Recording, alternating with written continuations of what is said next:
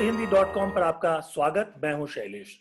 देश में इन दिनों बलात्कार को लेकर भारी संख्या में लोग जो हैं सड़कों पर उतरे हुए हैं और जबरदस्त विरोध हो रहा है। आखिरकार बलात्कार की ये घटनाएं रुकती क्यों नहीं है? क्या कानून में कोई कमी है? क्या पुलिस का कोई दोष है? क्या हमारी जो सामाजिक व्यवस्था है उसमें कोई इस तरह का खोट है जिसके चलते कि ये घटनाएं जो हैं वो रुकती नहीं है? हम इस पर बातचीत करने के लिए आज आमंत्रित करते हैं कानून के विशेषज्ञ शैलेंद्र यादव जी को। शैलेंद्र जी, बहुत बहुत स्वागत है आपका हमारे इस प्रोग्राम में। मैं आपको यहाँ ये भी बता दूं कि शैलेंद्र जी जो हैं इनकम टैक्स ट्रिब्यूनल में एक मेंबर रह चुके हैं। लंबे समय तक उन्होंने उसमें काम किया है और कानून में किस तरह के सुधार होने चाहिए उस पर काफी चिंतन मनन करते रहते हैं। बलात्कार भी एक ऐसा ही मामला है जिस पर चिंतन मनन की जरूरत है। इस प्रोग्राम को आगे बढ़ाने से पहले मैं आपको सिर्फ इतना ध्यान दिलाना चाहूंगा कि इस वीडियो के बाद आपको डिस्क्रिप्शन का एक लिंक मिलेगा और उस लिंक में जाकर आप अगर उसके बटन को दबाएंगे तो हम आपको बताएंगे कि आप सत्यहिंदी.com के साथ और करीबी ढंग से कैसे जुड़ सकते हैं। सत्यहिंदी.com ईमानदार पत्रकारिता की एक मुहिम है और इस मुहिम में आप जितना ज्यादा हमारे साथ आएंगे हम उतना ज्यादा बेहतर काम कर सकेंगे। आपको पता है कि एक तरफ गोदी मीडिया है, दूसरी तरफ कॉरपोरेट मीडिया है और उनको आमतौर पर सनसनीखेज मुद्दों को छोड़कर या सरकार और प्रधानमंत्री और दूसरे मंत्रियों की तारीफ को छोड़कर कुछ भी और कहने के लिए फुर्सत नहीं है। ऐसे में हम कोशिश करते हैं कि ईमानदारी से सभी पक्षों को सामने रखें। तो एक बार डिस्क्रिप्शन में जाकर आप उसके बटन को दबाइए और देखिए कि सत्यहिंदी.com से आप कैसे जुड़ सकते हैं। शैलेंद्र जी, बहुत बहुत स्वागत। मैं आपके सामने एक आंकड़ा रखना चाहता हूं। 2017 का ये रिकॉर्ड है नेशनल क्राइम ब्यूरो का। उसके हिसाब से जो 2017 में बलात्कार की घटनाएं दर्ज की गई पुलिस रिकॉर्ड में, पुलिस ने जिन मामलों को दर्ज किया है उनकी संख्या देश भर में जो है 33,658, यानी सिर्फ 2017 में 33,658 मामले दर्ज किए गए। उसके पहले एक आंकड़ा हमारे पास 2012 का है। इसमें जो 33,658 मामले दर्ज किए गए इससे 35% कम, यानी करीब करीब 2000 मामले थे। 2012 का जिक्र हमने इसलिए किया कि दिल्ली में एक चलती बस में एक लड़की के साथ में बलात्कार हुआ था जिसको एक नकली नाम दिया गया था निर्भया। इस मामले में जो 4 अभियुक्त थे, इसमें एक तो नाबालिग था, उसको छोड़ करके जो 4 अभियुक्त थे उनको इस साल ही फांसी दे दी गई। उसके बावजूद ये जो घटनाएं हैं वो रुक नहीं रही हैं। हमारे पास अभी एक हफ्ते की जो रिपोर्ट है उसके हिसाब से ये हाथरस की घटना तो हुई ही, जिसमें 4 लोगों ने मिल करके बलात्कार किया। वो चारों गिरफ्तार हैं अभी। उसके बाद बलरामपुर से उसके बाद की घटना आई है, बुधवार की घटना है कि बलरामपुर में उसी तरह से रेप किया गया। उसके पहले आजमगढ़ से एक घटना आई थी, एक छोटी सी बच्ची के साथ एक आदमी ने रेप किया था। उसके पहले बुलंदशहर से घटना आई थी। तो रेप की जो इतनी घटनाएं हैं, जो बलात्कार की घटनाएं हैं, वो रुक नहीं रही हैं।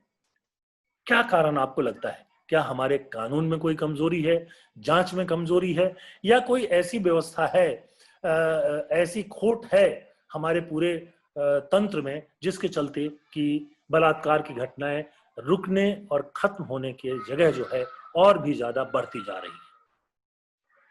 शैलेंद्र जी। जी, आपने बहुत अच्छा मुद्दा उठाया। हम शुरू करने से पहले ये मनीषा के परिवार के लिए, जो मनीषा की आत्मा के लिए श्रद्धांजलि देते हैं और उनके परिवार के लिए हम साथ खड़े हुए हैं, ये हम उनको आश्वासन देते हैं। ये जो समस्या है इसके आयाम है राजनीतिक, सामाजिक और इकोनॉमिक। इसकी बैकग्राउंड में ये है। अब सवाल ये है कि हमारा लीगल सिस्टम इसको कैसे केयर करता है। इन शॉर्ट ये है कि जब क्राइम होता है तो उसकी एफआईआर होती है, एमएलसी होती है, उसके बाद इन्वेस्टिगेशन होता है, चार्जशीट होती है, ट्रायल और पनिशमेंट। अब पनिशमेंट कभी नहीं हो पाते, कई बार उसकी कई वजह हैं। तो ये होता है कि जब विटनेस है, जो फैमिली मेंबर्स हैं, वो केस लड़ते लड़ते उनकी कोई प्रोटेक्शन नहीं है, एक तो विटनेस की कोई प्रोटेक्शन नहीं। विटनेस की प्रोटेक्शन नहीं होगी तो वो एविडेंस नहीं आएगा, एविडेंस नहीं आएगा तो केस कंक्लूजन पे नहीं पहुंचेगा। एक तो ये चीज बहुत एड्रेस करने की है, बहुत प्राइम चीज। दूसरा ये चीज है कि फैमिली को रिहेबिलिटेट भी करना है और उसको कॉन्फिडेंस आएगा तभी वो केस लड़ेंगे, नहीं तो एक स्टेज पे जाके वो हॉस्टाइल हो जाते हैं और पूरा मेहनत किया हुआ पुलिस का फ्रस्ट्रेट हो जाता है। कई केसेस में ऐसा होता है। ये चीज रोकनी चाहिए, इसके लिए मैं तरकीब बताऊंगा। अब ये जो केस है अनफॉर्चुनेट जो हुआ है, इसमें ये है कि चीफ मिनिस्टर साहब ने 25 लाख रुपए का आश्वासन दिया, एक मकान का दिया, एक जॉब का दिया। बहुत अच्छी बात है, वो बहुत अच्छी बात है, इसकी तारीफ होनी चाहिए। और ये चीज ये नहीं होना है, पिक एंड चूज केस में नहीं होना चाहिए, सभी केसों में एक यूनिफॉर्म पॉलिसी बननी चाहिए।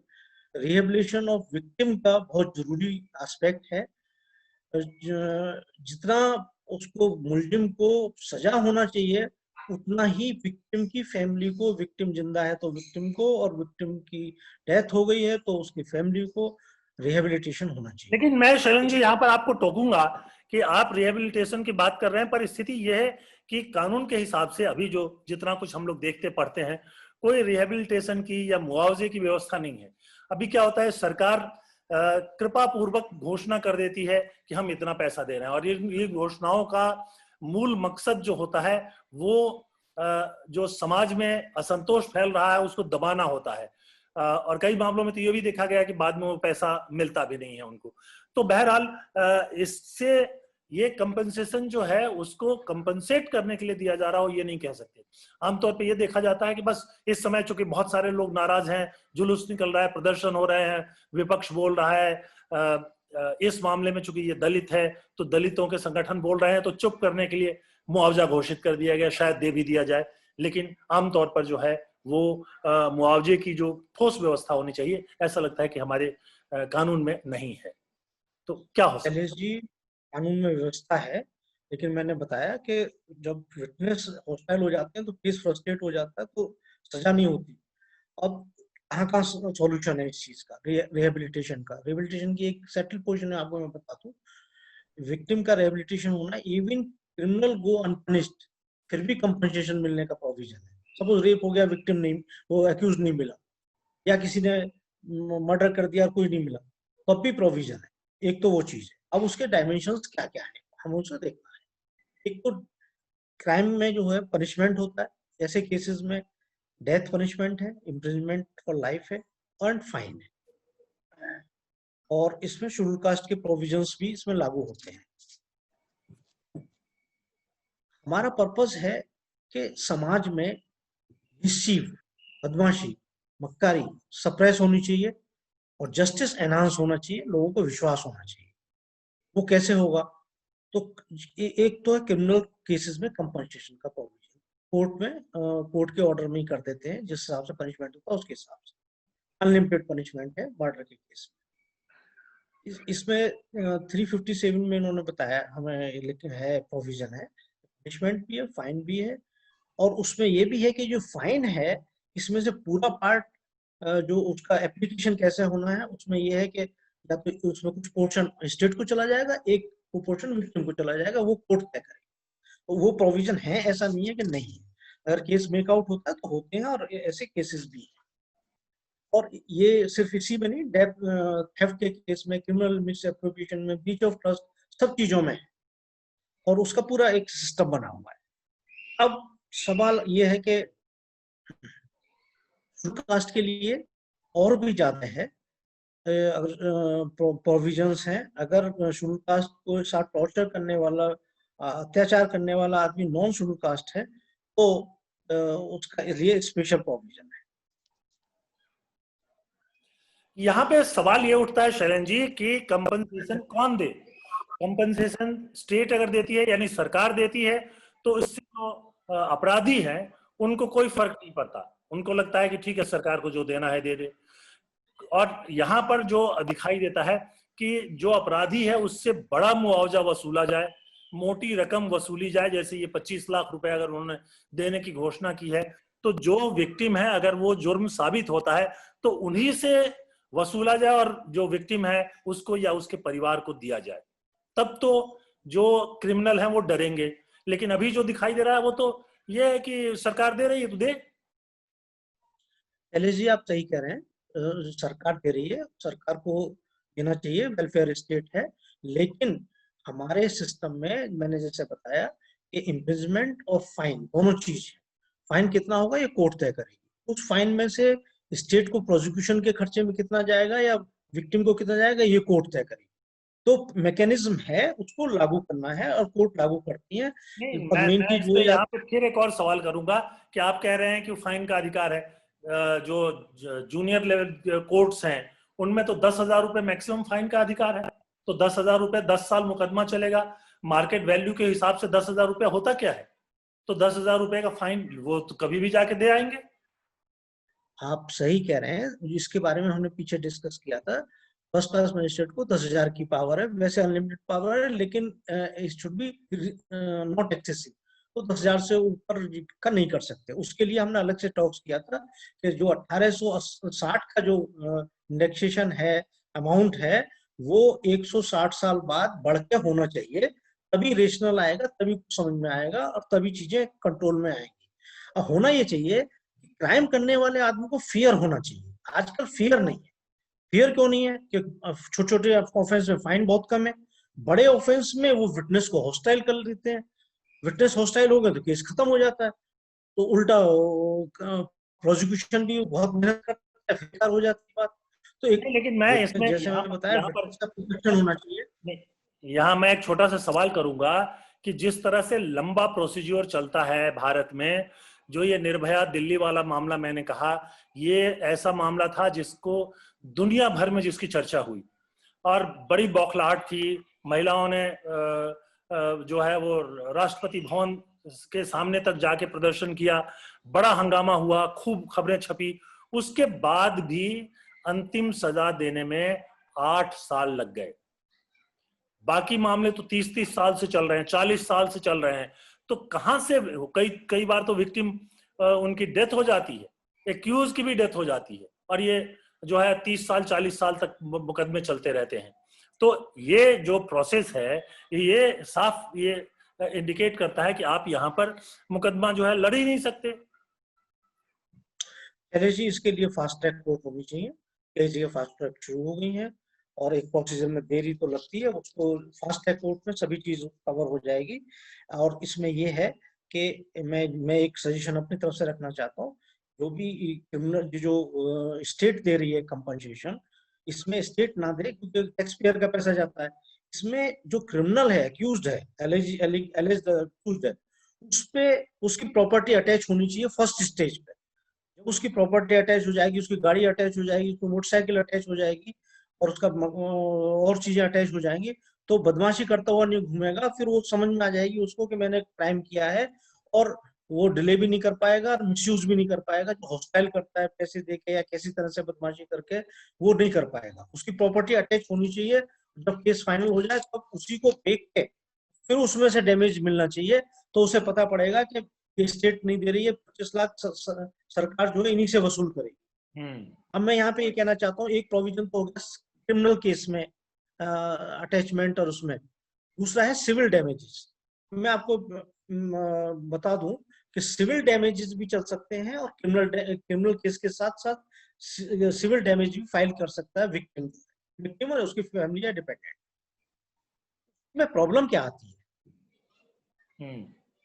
प्रॉब्लम ये आती है उसमें कि सिविल केस में डैमेज फाइल करने के लिए कोर्ट फीस फाइल करनी पड़ती है। एड वैलोरम कोर्ट फीस है, चार्ट होता है करीब 7-8% ऐसे चार्ट के हिसाब से बढ़ती चली जाती है फीस।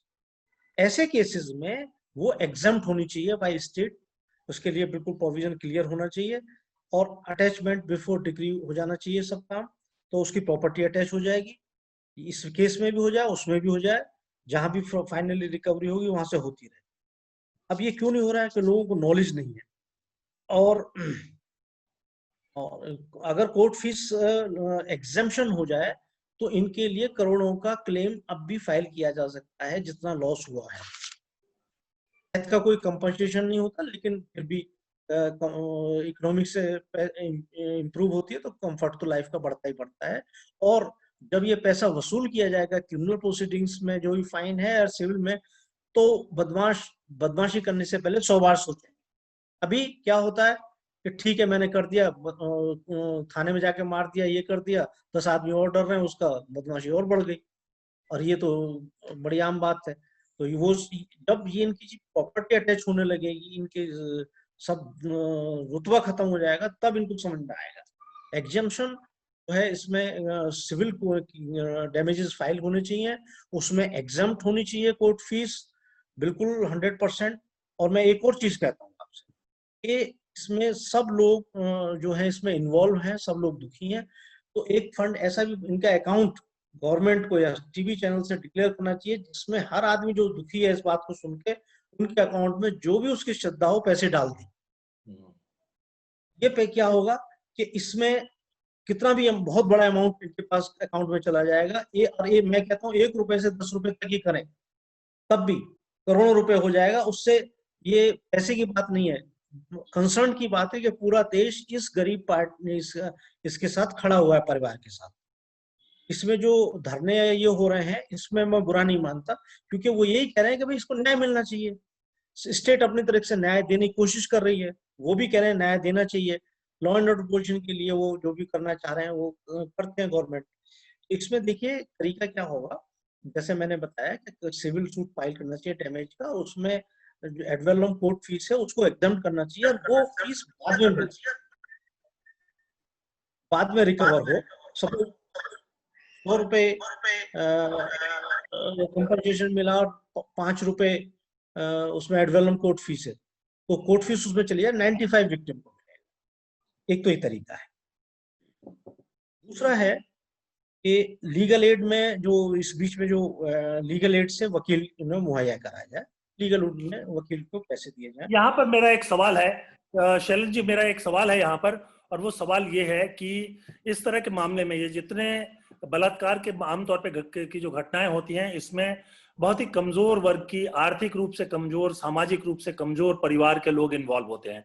आमतौर पे ये लड़कियां जो हैं दलित हैं, बहुत गरीब हैं, और एक अच्छा वकील को फीस दे करके वो वकील को हायर नहीं कर सकती। आपने कहा सरकार की तरफ से जो लीगल एड दिया जाता है उसकी व्यवस्था, तो वो जो लीगल एड के लिए पैनल होता है वो लोग आमतौर पे बहुत सारे मामलों में देखा गया है कि पूरा इंटरेस्ट भी नहीं लेते हैं। तो नतीजा ये होता है कि उनकी तरफ से एक अच्छा वकील उस केस की पैरवी करे, इसका भी इंतजाम नहीं हो पाता, क्योंकि उनके पास फीस देने के लिए पैसा नहीं है। तो ये सवाल भी तो हमेशा सामने रहेगा। शैलेश जी आप बिल्कुल सही कह रहे हैं, गरीबों के साथ अत्याचार होता है, और मैं तो गांव का हूं तो मैं जानता हूं कि बहुत अच्छी पोजीशन हुई है, स्थिति इंप्रूव हुई है। लेकिन जिन पे जमीन नहीं है और जिनके यहाँ शौचालय का इंतजाम नहीं है, वो सब लोग इंक्लूडिंग लेडीज जमींदारों के खेत में ही शौच के लिए जाते हैं, और वो दिन में 2 बार की ये समस्या होती है। और ये बहुत ही दुख की बात है, ये अब भी चल रहा है पूरा। इस तरफ सरकारों ने सबने काम किया है, लेकिन अभी भी ये स्थिति पूरी तरह से वो नहीं है।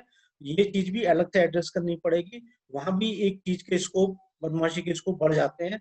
जब आपके खेत में आपकी टर्म्स एंड कंडीशन पे कोई शौच करने आएगा तो वहां बदमाशी होने के इसके चांसेस हैं, उसका भी एक सोचना पड़ेगा।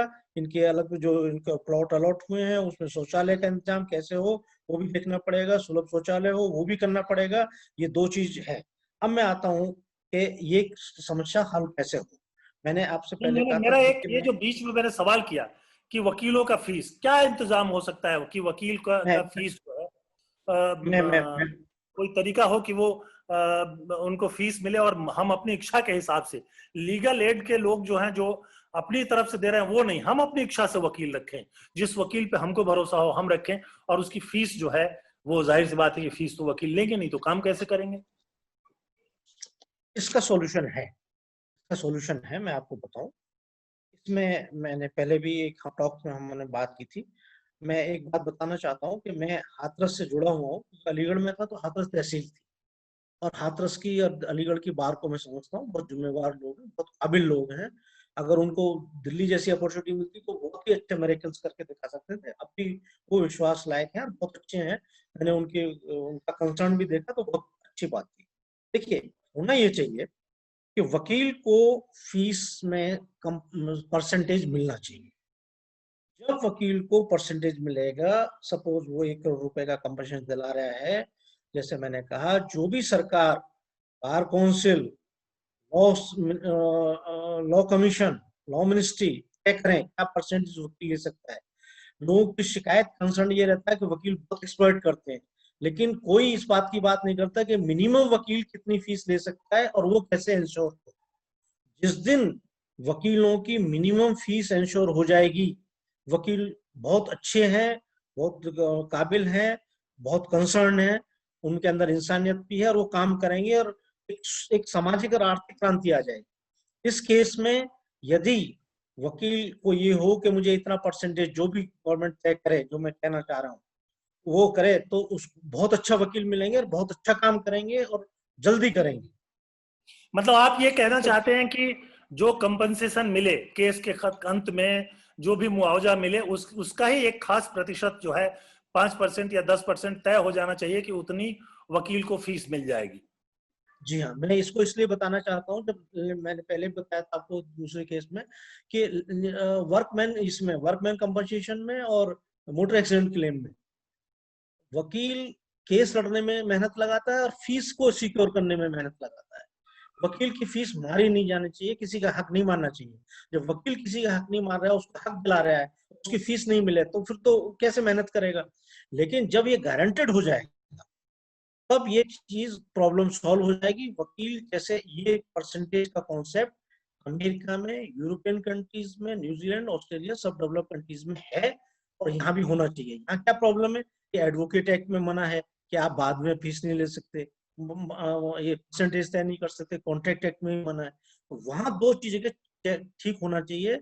और मैं ये कहता हूँ, मैं बार काउंसिल में भी इसकी रिक्वेस्ट भेजूंगा अलग से, और इसके थ्रू भी मैं बार काउंसिल से और गवर्नमेंट ऑफ इंडिया से रिक्वेस्ट करता हूँ कि इस तरह का प्रोविजन होना चाहिए। तो वकील की मिनिमम फीस तय कर दीजिए, तो बेस्ट एडवोकेट बहुत एफिशिएंसी के साथ इस काम को करेंगे और बदमाशी भी नहीं कर पाएगा बदमाश आदमी। और ये मैं आपको गारंटी देता हूँ।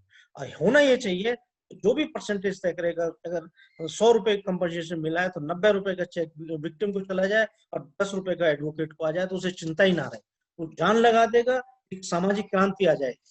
और ये जो परसेंटेज है रीजनेबल आप कर लीजिए। और ये चीज थेफ्ट में, नेगोशिएबल इंस्ट्रूमेंट, वर्कमैन कंपनसेशन में, सब चीज में लागू। Protection of minimum fees of advocate is necessary thing for this social and economic revolution. अगर ये हो जाए तो ये जो बदमाशी कर रहे हैं ये सब खत्म हो जाएगी। और एडवोकेट्स बहुत कॉम्पिटेंट है, हार्ड वर्किंग है, उनकी इंटीग्रिटी बहुत अच्छी है। मैं बिल्कुल इस चीज में कन्विंस हूँ, इसमें कोई दो राय नहीं। नहीं, लेकिन और मैं जो मैंने यहाँ पर तो सवाल सवाल में ये खड़ा होता है। देखिए, कई स्टेजेस होते हैं। सबसे पहले तो एफआईआर करने के समय में पुलिस जो है कई तरह की मुश्किलें खड़ी करती है। आप ये हाथरस वाले मामलों को भी अगर ले लें तो शुरू में इसमें जो है वो बलात्कार का केस जो है वो की जो धाराएं हैं वो नहीं लगाई गई थी। बाद में जब प्रदर्शन शुरू हुआ, विरोध शुरू हुआ, तब उसकी धाराएं लगाई गई। तो एक तो इन्वेस्टिगेशन, अर्ली इन्वेस्टिगेशन के समय में प्रॉब्लम होता है। उसके बाद दूसरा स्टेज आता है जब विटनेस को जो है वो तोड़ दिया जाता है। तीसरा स्टेज आता है जब इसको अदालतों में डिले किया जाता है। लेकिन इन सब के पीछे, इस सब के का नतीजा क्या है? हम देख रहे हैं कि ये मामले बलात्कार के बहुत ज्यादा बढ़ रहे हैं, दुनिया में कहीं भी नहीं है। एक काम और हुआ, जैसे हैदराबाद का मैं मामला ले लूं, पिछले साल हुआ था हैदराबाद में एक लड़की के साथ में बलात्कार किया गया और उसके 4 लोग थे।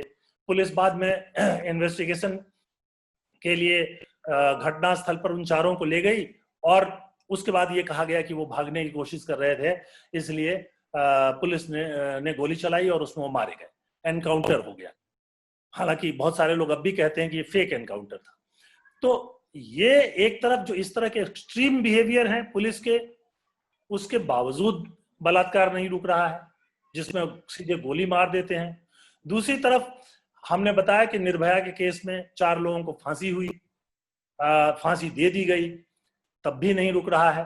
तो इसका एक जो कुछ ना कुछ हमारा जो सामाजिक आधार है, सामाजिक ढांचा है, जो कि एक तरह से महिलाओं को, दलितों को उत्पीड़ित करने के लिए का एक तंत्र के ही बन गया है, ऐसा लगता है। तो सवाल यह है कि ये अगर समाज में जड़ तक गया हुआ है तो ये रुकेगा कैसे, खत्म कैसे होगा? देखिए शैलेश जी, मैंने बताया गरीब महिलाएं जिनके सोच का इंतजाम नहीं है, खेतों में शौच करने जाती हैं, दबंगों के, जमींदारों के, तो उनके रहमो करम पे हो गई। तो गवर्नमेंट को ये प्रॉब्लम अलग से देखनी पड़ेगी। जब तक ये प्रॉब्लम रहेगी, ये प्रॉब्लम खत्म नहीं होगी। ये उनके विजडम पे है, लेकिन उसको कम हो सकता है जब उन्हें कंपनसेशन देना पड़ेगा, क्रिमिनल केस में भी और सिविल केस में भी। सिविल केस के बारे में भी मैंने बता दिया, क्रिमिनल केस में बता दिया। जहाँ तक सोशल अवेकनिंग है, मूवमेंट है, उसके बारे में मैंने बताया। तो उनका अकाउंट डिस्प्ले कर दिया जाए आपके चैनल से, गवर्नमेंट के चैनल से, डिफरेंट टीवी के चैनल से, तो आदमी 1 रुपए से 10 रुपए तक जमा करे, जिससे कि ये करें कि भाई हम तुम्हारे साथ हैं। पहले भी अत्याचार होते थे तो उनको कुछ सुनने वाला नहीं था। आज सच्ची स्थिति ये है कि हम तुम बात कर रहे हैं, टीवी रिपोर्ट, FIR दर्ज हो रही है, और लोग लगे हुए हैं, अपोजिशन पार्टी भी लगी हुई है, गवर्नमेंट भी कर रही है। तो पहले तो कुछ था ही नहीं, अब तो हम उससे बहुत बेटर स्टेज पे हैं, और हमें और बेटर स्टेज पे ले जाना है। तो ये जो इकोनॉमिक रेवोल्यूशन है तभी आएगा जब एडवोकेट्स को परसेंटेज की परमिशन होगी, लीगल राइट होगा, और इस अगर ये होगा तो वकील सब समस्या को हल करके रख देंगे। मैं आपको गारंटी दे रहा हूँ, पूरे देश में मैं वकील के प्रोफेशन से आता हूँ, मुझे बहुत इस पे भरोसा है। ये होना चाहिए, और ये हो सकता है, क्योंकि ये जब अमेरिका में है, यूरोपियन कंट्री हम नकल करते हैं, न्यूजीलैंड में, सब जगह डेवलप कंट्री, हम यहाँ के इसको ये दाएं बाएं करके निकल जाते हैं। उससे क्या होता है कि बदमाशी को बदमाशी करने का मौका मिलता है, और जस्टिस हो नहीं पाता। जस्टिस करना है तो ये करना पड़ेगा, और इससे जस्टिस एनहांस होगा, मिसयूज कर। शैलन जी, बहुत बहुत धन्यवाद, आपने बहुत महत्वपूर्ण जानकारी दी। और मैं एक बार समाप्त करने के लिए सिर्फ ये बताना चाहता हूं कि आपने बलात्कार को रोकने के लिए, या कम से कम करने के लिए, या खत्म करने के लिए 3-4 बहुत महत्वपूर्ण सुझाव दिए हैं। सबसे पहला सुझाव तो ये है कि जब कभी मामला दर्ज हो, उसके साथ हत्या का, बलात्कार का जो भी हो, तो जो क्रिमिनल है उसकी प्रॉपर्टी जो है अटैच कर दी जाए, और जब तक केस का फैसला नहीं हो तब तक प्रॉपर्टी जो है कोर्ट में अटैच रहे, यानी उसको बेच नहीं पाए, उसका कोई उपयोग वो नहीं कर पाए। और अगर वो फाइनली अगर उसमें विक्टिम अपराधी पाया जाता है, तो फिर उस प्रॉपर्टी को बेच करके जो है और फिर मुआवजा दिया जाए।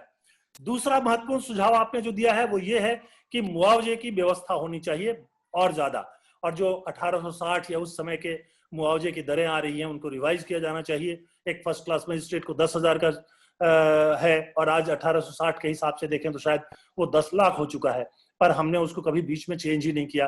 तो मुआवजा की जो दरें हैं उनको बेहतर बनाया जाना चाहिए, ताकि जो अपराधी हैं उनके भीतर जो है वो डर आए। आपने ये भी कहा कि सिविल डैमेज के साथ साथ जो है, क्रिमिनल डैमेज के साथ साथ सिविल डैमेज की छूट तो है ही, लेकिन उसमें जो सबसे बड़ी समस्या आती है, कोर्ट फीस जमा करना होता है, जो बहुत ज्यादा है। और जाहिर सी बात है कि इस तरह के जो गरीब विक्टिम है वो कोर्ट फीस जमा नहीं कर सकते, इसलिए जो है वो सिविल डैमेज केस जो है वो नहीं कर पाते हैं। तो ऐसे सारे मामलों में जो है कोर्ट फीस में छूट दी जानी चाहिए, या फिर ऐसी व्यवस्था होनी चाहिए कि कोर्ट फीस की वसूली जो है वो केस खत्म होने के बाद जो अपराधी है उसकी जो प्रॉपर्टी अटैच की गई है उसके जुर्मान उसमें से ही जो है उसको काट लिया जाए। और चौथा जो महत्वपूर्ण सुझाव आपने दिया है वो ये है कि जो वकील हैं, इस बहुत सारे मामलों में हमने चर्चा की कि बहुत सारे मामलों में अच्छे वकील नहीं मिलते हैं, इसलिए कि उनको फीस देना मुश्किल होता है। और तो ऐसी स्थिति में आपने एक बहुत बढ़िया सुझाव दिया कि वकीलों को भी मुआवजे में से फीस देने की व्यवस्था होनी चाहिए। यानी अगर किसी को 10 लाख रुपए का जुर्माना होता है, मुआवजा दिया जाता है, तो फिर उसमें से मान लीजिए 10% ये तय कर दिया जाता है कि वकील का फीस होगा। तो वो जब मामला खत्म हो जाए तो उसके बाद में अदालत से ही वकील को 10% का चेक मिल जाए, और जो विक्टिम है, जो जिनके साथ अपराध हुआ है, उनको बाकी का चेक मिल जाए, और कोर्ट को देना हो तो भी ये व्यवस्था हो जाए, तब एक किसी भी व्यक्ति को बहुत से अच्छे वकील मिल सकेंगे। एक और आपने महत्वपूर्ण सुझाव दी कि ऐसे लोगों के जो अकाउंट हैं उसको डिस्प्ले किया जाना चाहिए और आम लोगों को उसमें जो है डोनेट करने की छूट मिलनी चाहिए। पांचों के पांचों सुझाव बहुत महत्वपूर्ण है और हम उम्मीद करते हैं कि जिस तरह से देश में बलात्कार के मामले बढ़ रहे हैं उसको देखते हुए सरकार कुछ ना कुछ सोचेगी। ये बात तय है कि सिर्फ पुलिस जो है इन घटनाओं को रोक नहीं पा रही है, क्योंकि गांवों में हो रहा है, दूर दराज के इलाकों में हो रहा है। बड़ा मुश्किल काम है कि पुलिस हर जगह मौजूद हो और इसको रोक दे। अगर सजा और जुर्माना ये दो चीज तय हो जाए और केस थोड़ा और जल्दी से उनका फैसला होने लगे तो निश्चित तौर पर ये मामले जो है खत्म हो सकते हैं। शैलेंद्र जी, बहुत बहुत धन्यवाद आपका, बहुत महत्वपूर्ण जानकारी दी आपने। समय हमारे पास है नहीं और इसलिए प्रोग्राम को हम यहीं खत्म करते हैं। हम आगे किसी और एपिसोड में इस तरह के कानूनी मुद्दों पर आपसे फिर बात करेंगे। और दर्शकों, आपसे फिर चलते चलते एक छोटा सा अनुरोध है कि इस वीडियो के बाद में आपको डिस्क्रिप्शन का एक बटन मिलेगा, उस बटन को दबाइए और उसके बाद हम आपको बताएंगे कि सत्यहिंदी.com के साथ और बेहतर ढंग से आप कैसे जुड़ सकते हैं। आज इस प्रोग्राम में बस इतना ही। बहुत बहुत धन्यवाद और नमस्कार। सत्य हिंदी के और वीडियोस को देखने के लिए हमारे YouTube चैनल को सब्सक्राइब करें और सीधे नोटिफिकेशन पाने के लिए बेल आइकन दबाएं।